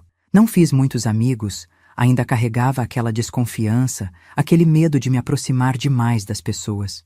Mas me dediquei aos estudos com uma determinação que surpreendia até os professores. Foi nessa época que comecei a trabalhar meio período numa cafeteria perto de casa. Não precisava do dinheiro, já que a herança de Dona Cecília e o aluguel da casa em Brotas me davam uma segurança financeira que muitas moças da minha idade não tinham. Mas queria a experiência, a independência, a sensação de estar construindo algo por mim mesma. A cafeteria pertencia a um casal de italianos, os Rizzo, que tinham vindo para o Brasil ainda jovens, fugindo da pobreza do pós-guerra na Itália. Dona Maria, a esposa, tinha um jeito maternal que me lembrava um pouco Dona Cecília. Seu Alberto, o marido, era mais reservado, mas tinha um coração enorme que escondia por trás de uma fachada de durão. "Você tem jeito pra coisa, menina", ele me dizia, quando eu aprendia rapidamente a operar a máquina de café, a atender os clientes com um sorriso, a equilibrar várias bandejas ao mesmo tempo. "Um dia vai ter seu próprio negócio, vai ver só." Aquelas palavras plantaram uma semente em mim. Nunca tinha pensado em ter meu próprio negócio, sempre imaginara seguir a carreira de professora. Mas percebi que gostava do ambiente da cafeteria, do ritmo acelerado, do contato com os clientes. Gostava de ver a satisfação nos rostos das pessoas quando serviam algo delicioso, da sensação de criar pequenos momentos de felicidade em meio à rotina agitada da cidade grande. Quando completei 18 anos, prestei vestibular para o curso normal, como sempre sonhara. Passei em primeiro lugar, para orgulho de Carmen e, tenho certeza, de Dona Cecília onde quer que ela estivesse. Mas decidi fazer também um curso técnico de administração à noite. Queria estar preparada para qualquer caminho que a vida me apresentasse. Durante os 4 anos seguintes, dividi meu tempo entre os estudos e o trabalho na cafeteria, que agora já não era mais meio período, mas integral. Os Rizzo tinham me promovido a gerente, confiando em mim para abrir e fechar o estabelecimento, para lidar com os fornecedores, para treinar os novos funcionários. Foi ali, na cafeteria dos Rizzo, que conheci Jorge, um jovem professor que vinha todas as manhãs antes de dar aulas. Ele sempre pedia o mesmo: café preto sem açúcar e um pão de queijo. Sentava-se na mesma mesa junto à janela, lia o jornal, às vezes corrigia trabalhos de alunos. Nossa história começou de forma lenta, gradual. Primeiro, apenas sorrisos educados enquanto eu servia seu café. Depois, breves comentários sobre o tempo, sobre alguma notícia no jornal que ele estava lendo. Um dia, ele esqueceu um livro na mesa. O Pequeno Príncipe, uma edição antiga, com as páginas já amareladas. Guardei para devolver no dia seguinte.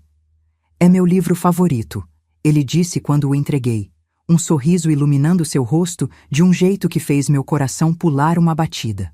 O que seria dele estar sempre em perigo de ser esquecido por uma rosa? "Deve-se cativar", respondi sem pensar, citando outra passagem do livro.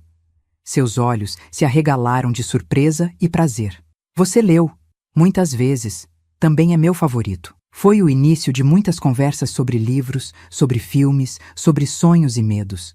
Jorge era diferente de qualquer homem que eu já tinha conhecido. Gentil sem ser fraco, forte sem ser intimidador, engraçado sem ser cruel. Aos poucos, sem que eu percebesse, as muralhas que tinha erguido ao redor do meu coração começaram a apresentar pequenas rachaduras. Demorei a perceber que estava me apaixonando. E quando percebi, o medo quase me paralisou. Os fantasmas do passado voltaram com força total. As mãos ásperas de seu Walter, seu hálito de bebida, a dor, o nojo, a vergonha. Como eu poderia amar alguém depois de tudo isso? Como poderia confiar em um homem o suficiente para deixá-lo se aproximar? A primeira vez que Jorge me convidou para sair, um simples convite para assistir a uma peça de teatro, quase recusei. Mas então, lembrei da promessa que tinha feito a Dona Cecília: viver, amar, me deixar ser amada. Nosso namoro foi lento, respeitoso, cada passo dado com cuidado e consideração. Jorge nunca me pressionou, nunca exigiu mais do que eu estava pronta para dar. Quando os fantasmas apareciam, e eles apareciam com frequência no início, ele era paciente, me dava espaço, me lembrava que eu estava segura, que ele nunca me machucaria. 1 ano depois de começarmos a namorar, formei-me no curso normal e no técnico de administração. Foi quando seu Alberto, já idoso e cansado, me chamou para uma conversa séria. Maria e eu estamos pensando em voltar para a Itália, ele disse, a voz embargada pela emoção. Queremos ver nossa terra antes de morrer. Queremos estar perto dos netos que nasceram lá e que mal conhecemos. Meu coração apertou com a perspectiva de perder aquelas pessoas que tinham se tornado como família para mim. Mas entendia seu desejo. Respeitava sua decisão. E a cafeteria? Perguntei, preocupada com meu emprego, com os outros funcionários. Queremos vender, ele respondeu. E então, para minha completa surpresa, acrescentou. Para você, Dorinha. Ninguém conhece este lugar melhor que você. Ninguém o ama mais que você. Podemos fazer um preço justo, ajudar com os papéis, facilitar o pagamento. Fiquei sem palavras, o coração batendo acelerado com a mistura de medo e excitação. Ter meu próprio negócio, algo que construí com minhas próprias mãos, algo que ninguém poderia tirar de mim. Era um sonho que nem sabia que tinha até aquele momento. Usando a herança de Dona Cecília, que tinha administrado com cuidado todos esses anos, comprei a cafeteria. Jorge me apoiou em cada passo, ajudando com a papelada, dando ideias para pequenas reformas, estando ao meu lado nas noites em que o medo do fracasso me mantinha acordada. No meu aniversário de 23 anos, depois de um dia especialmente cansativo, mas gratificante na cafeteria, Jorge me levou para jantar num restaurante elegante no centro da cidade. Estava nervoso, inquieto, algo raro nele que geralmente era a imagem da tranquilidade. Depois da sobremesa, pegou minha mão sobre a mesa e me olhou nos olhos com tanta intensidade que senti meu coração acelerar. Dorinha, ele começou, a voz ligeiramente trêmula. Conhecer você foi a melhor coisa que já me aconteceu. Você é forte, inteligente, compassiva, e a cada dia me mostra um novo motivo para te admirar. Tirou do bolso uma pequena caixa de veludo. Dentro, um anel simples mas elegante brilhava sob a luz suave do restaurante. Não estou oferecendo perfeição, ele disse, em palavras que ecoavam as de Dona Cecília anos antes. Apenas um amor honesto, e o compromisso de sempre respeitar quem você é. Você me daria a honra de se casar comigo? As lágrimas embaçaram minha visão, mas através delas vi não apenas o homem que amava, mas também todas as pessoas que tinham me ajudado a chegar até ali. Meu pai, com seu sorriso gentil e mãos calejadas, Dona Cecília com sua sabedoria e amor incondicional, Carmen com sua paciência e compreensão, os Riso com sua confiança e generosidade. Vi a menina quebrada que tinha sido e a mulher forte que tinha me tornado apesar de tudo. Sim, respondi, a voz embargada pela emoção. Sim, eu quero me casar com você. Casamo-nos 6 meses depois, numa cerimônia simples na mesma igreja onde meu pai tinha sido enterrado tantos anos antes. Carmen estava lá, é claro, radiante por me ver finalmente encontrando a felicidade que merecia. Os Riso vieram especialmente da Itália para a ocasião, trazendo como presente um conjuntinho de xícaras de porcelana para café. Para quando você expandir o negócio? Disse Dona Maria com uma piscadela. No altar, enquanto trocávamos votos, pensei em todas as pessoas que tinham feito parte da minha jornada até ali. Pensei no meu pai, com suas mãos calejadas e seu sorriso gentil.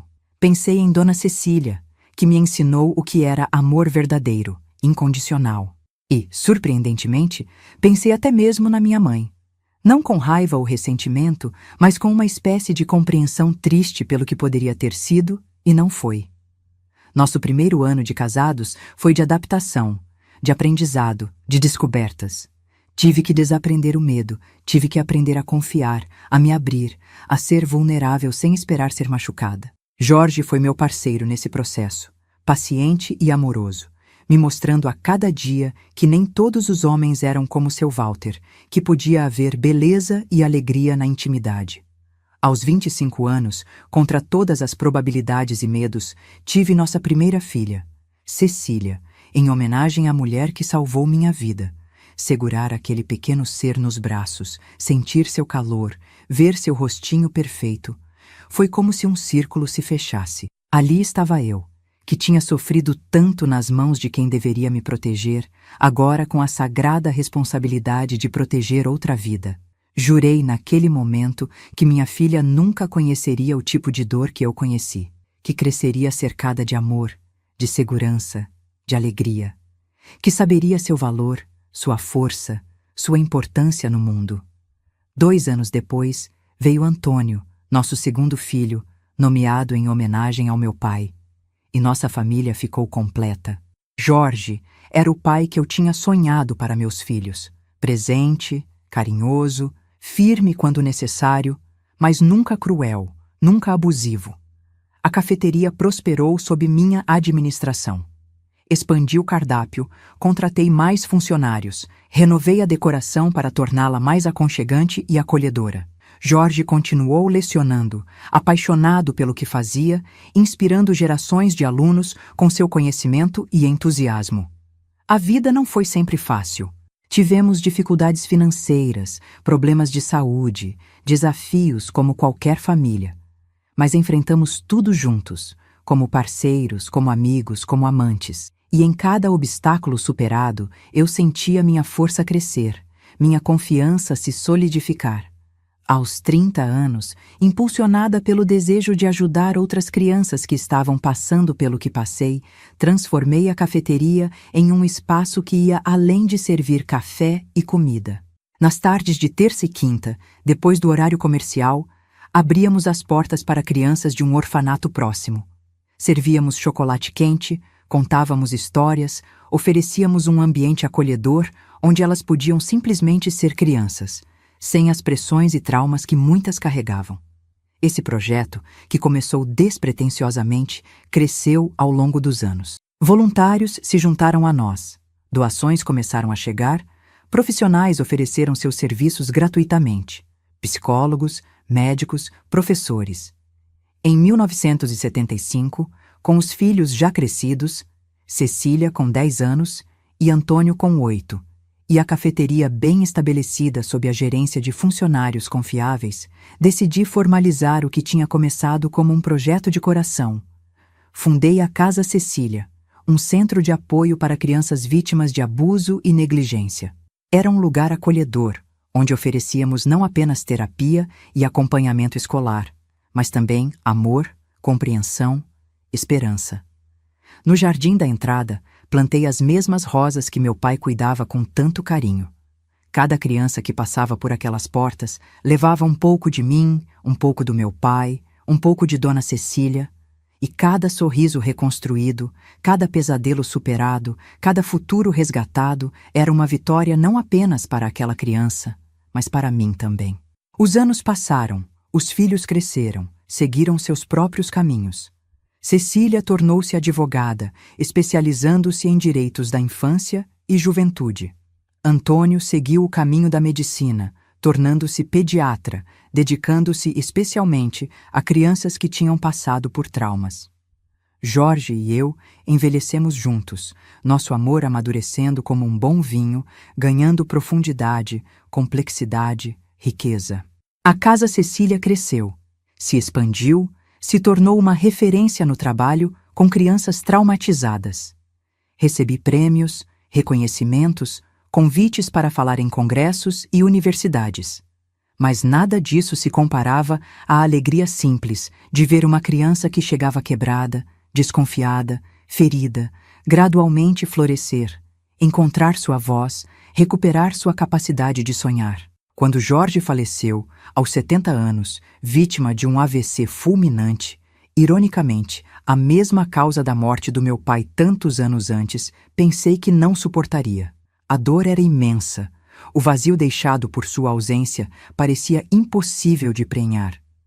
Mas tinha aprendido, ao longo de uma vida nem sempre fácil, mas imensamente rica, que somos mais fortes do que imaginamos, que a dor, por mais intensa que seja, não nos destrói completamente se não permitirmos. Continuei meu trabalho na Casa Cecília, agora com a ajuda dos meus filhos e netos.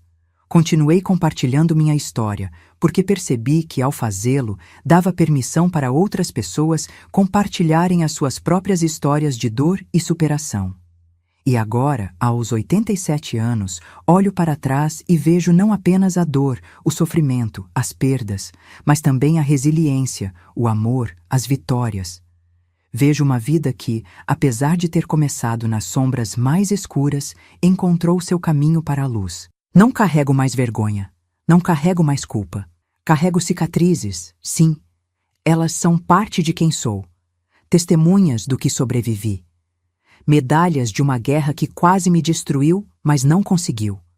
Eu poderia ter me tornado amarga, ressentida, fechada para o mundo.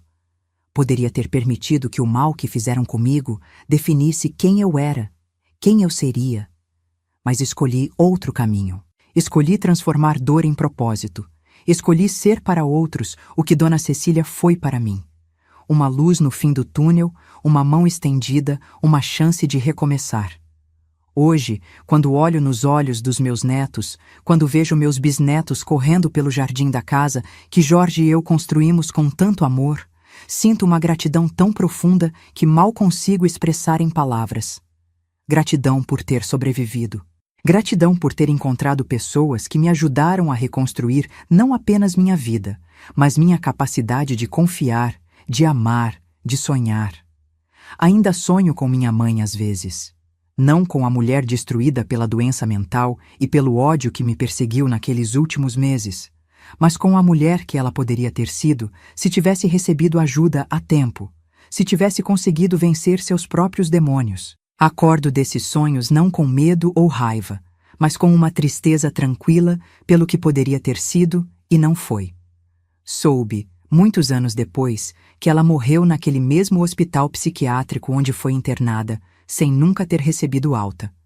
Não fui ao enterro, não por rancor, mas porque àquela altura ela já era mais uma estranha para mim do que a mulher que me deu a luz. Mas acendi uma vela por ela. Rezei para que tivesse encontrado a paz que nunca conheceu em vida. Quanto a seu Walter, ele cumpriu apenas 7 dos 15 anos de sua sentença, sendo libertado por bom comportamento, algo comum naquela época para esse tipo de crime. Desapareceu depois disso, sumiu no mundo. Por muitos anos temi que um dia ele pudesse me encontrar, me fazer mal novamente. Mas com o tempo, percebi que o verdadeiro poder que ele tinha sobre mim não estava na possibilidade de me encontrar fisicamente, mas no medo que eu alimentava. E quando deixei esse medo ir embora, foi como se ele também tivesse desaparecido completamente da minha vida. Engraçado como a vida dá voltas, não é?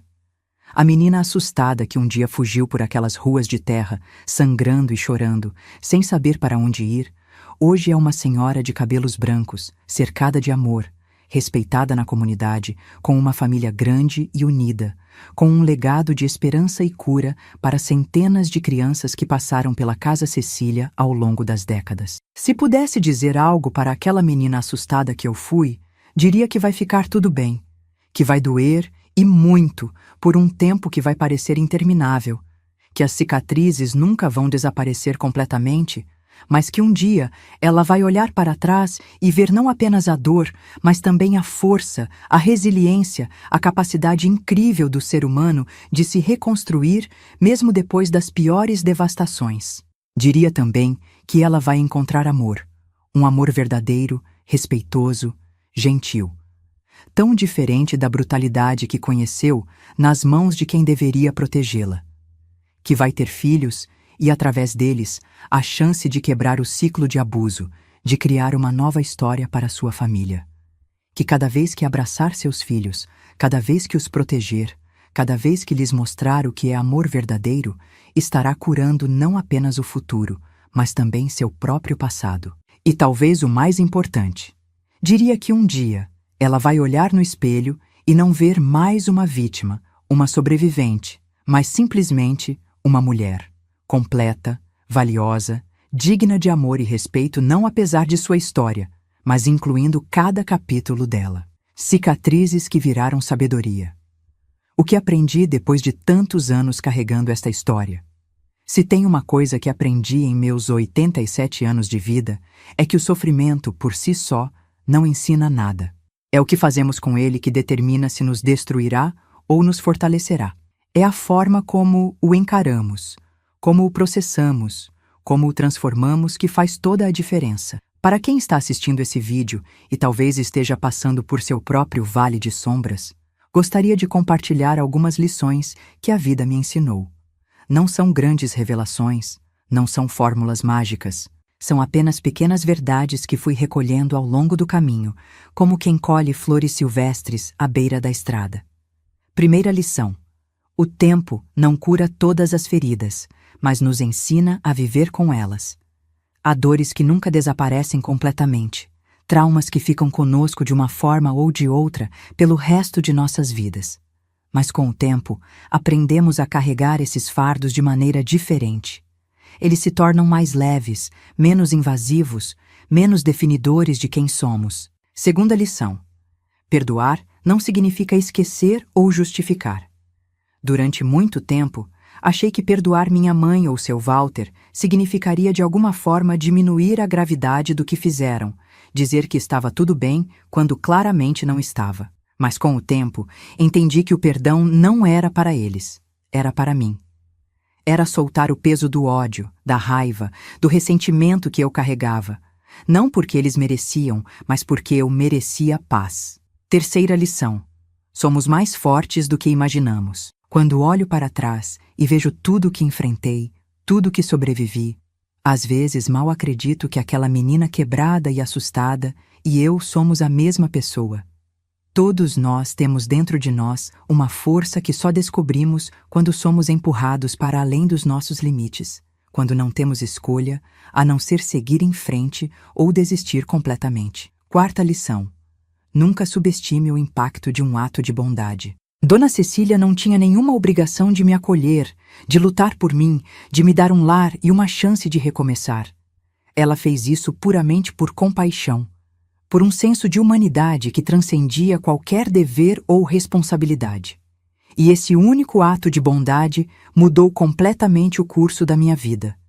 Nunca sabemos quantas vidas podemos tocar, quantos destinos podemos alterar com um simples gesto de amor genuíno.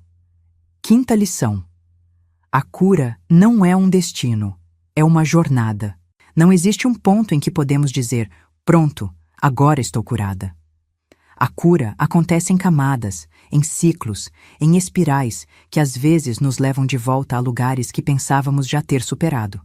E tudo bem.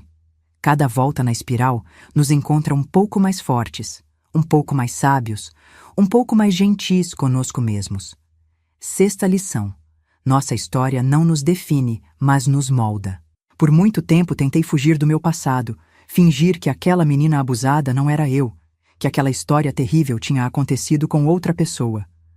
Mas eventualmente entendi que aceitar minha história não significava ser derrotada por ela. Significava reconhecer sua influência na pessoa que me tornei, sem permitir que ela ditasse quem eu poderia ser.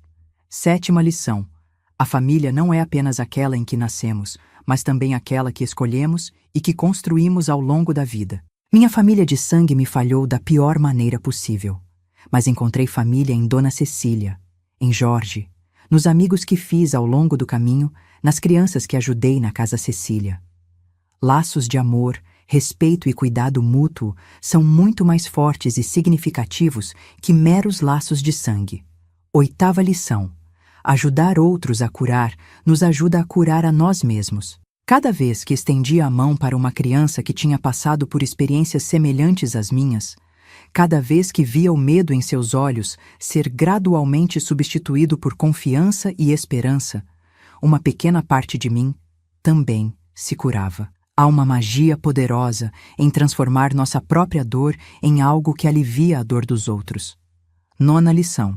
É possível amar profundamente, mesmo depois de ter sido profundamente ferido.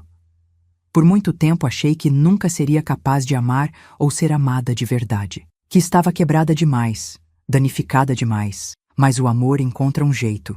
Ele se infiltra pelas rachaduras, preenche os espaços vazios, ilumina os cantos escuros. E quando finalmente nos permitimos recebê-lo, descobrimos que nossas cicatrizes não nos tornam menos dignos de amor.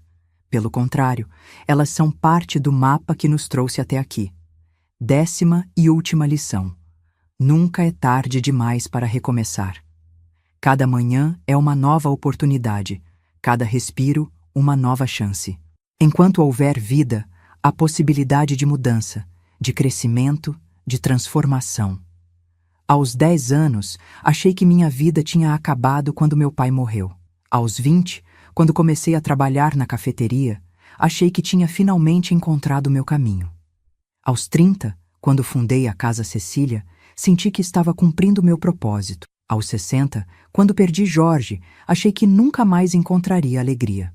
E aqui estou eu, aos 87, ainda aprendendo, ainda crescendo, ainda descobrindo novas facetas de mim mesma e do mundo. Se essa história tocou seu coração, por favor, deixe seu like e se inscreva no canal. É muito importante para mim saber que minhas palavras estão alcançando pessoas, que minha experiência pode de alguma forma iluminar o caminho de alguém que está agora onde eu já estive. E não se esqueça de entrar no nosso grupo do WhatsApp. O link está na descrição do vídeo. Lá compartilhamos diariamente histórias reais de outras senhoras como eu, palavras de fé e esperança para começar bem o dia. É uma comunidade acolhedora, onde você pode encontrar apoio e amizade. Porque no final das contas, é isso que nos salva. Saber que não estamos sozinhos em nossas lutas, que outros caminharam por vales semelhantes e encontraram seu caminho de volta à luz. Que nossas histórias, por mais dolorosas que sejam, podem servir de farol para alguém perdido na escuridão. Meu nome é Maria das Dores Ferreira, mas todos me conhecem como Dona Dorinha. Tenho 87 anos e esta é minha história. Não de vitimização, mas de vitória. Não de destruição, mas de reconstrução. Não de desespero, mas de esperança. E se há algo que desejo deixar como legado, é a certeza de que, não importa quão escura seja a noite, o amanhecer sempre chega. Sempre.